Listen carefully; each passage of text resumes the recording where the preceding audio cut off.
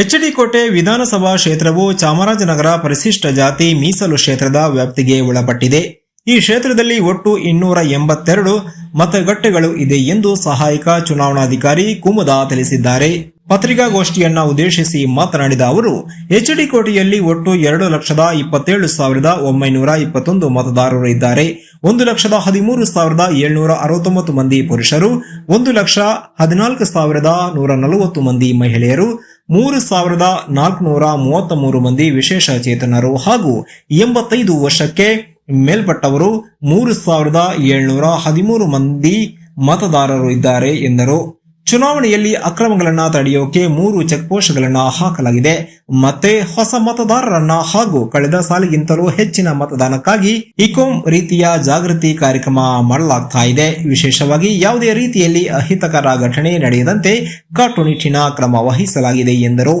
ಪತ್ರಿಕಾಗೋಷ್ಠಿಯಲ್ಲಿ ತಹಶೀಲ್ದಾರ್ ಶ್ರೀನಿವಾಸ್, ಪೊಲೀಸ್ ಉಪನಿರೀಕ್ಷಕ ಶಬೀರ್ ಹುಸೇನ್ ಹಾಜರಿದ್ದರು.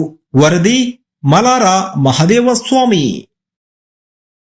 ಕ್ಷೇತ್ರಕ್ಕೆ ಸೇರಿದಂತಾಗಿದ್ದು ಬಹುತೇಕ ಜನರಿಗೆ ಕೆಲವೊಂದ್ಸಲಿ ಇದು ಮೈಸೂರು ಜಿಲ್ಲೆ ವ್ಯಾಪ್ತಿಗೆ ಬಂದರೂ ಸಹ ಚುನಾವಣೆಗೆ ಸಂಬಂಧಿಸಿದಂತೆ ಅದು ಚಾಮರಾಜನಗರ ಲೋಕಸಭಾ ಕ್ಷೇತ್ರಕ್ಕೆ ಸೇರಿದಂತಾಗಿದೆ.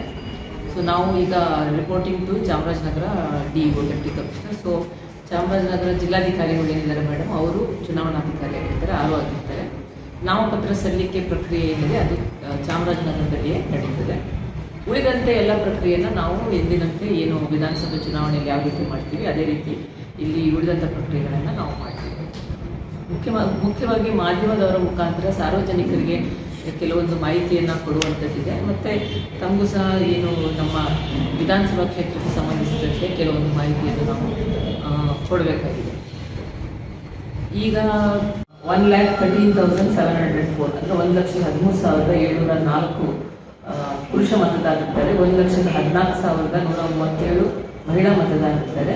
ತೃತೀಯ 137 ಮಹಿಳಾ ಮತದಾರರು ಮತ್ತು ತೃತೀಯ ಲಿಂಗ ಮತದಾರರು 12 ಜನ ಇದ್ದಾರೆ. ಒಟ್ಟು 2,27,853 ಮತದಾರರು ಇದ್ದಾರೆ ನಮ್ಮ ವಿಧಾನಸಭಾ ಕ್ಷೇತ್ರಕ್ಕೆ ಸಂಬಂಧಿಸಿದಂತೆ. ಮತ್ತು 85 ಈ ಸತಿ ಏನಾಗ್ತಾ ಇದೆ, 85+ ವೋಟರ್ಸ್ ಅಂದರೆ 85 ವರ್ಷದ ಮೇಲ್ಪಟ್ಟ ಮತದಾರರಿದ್ದಾರೆ.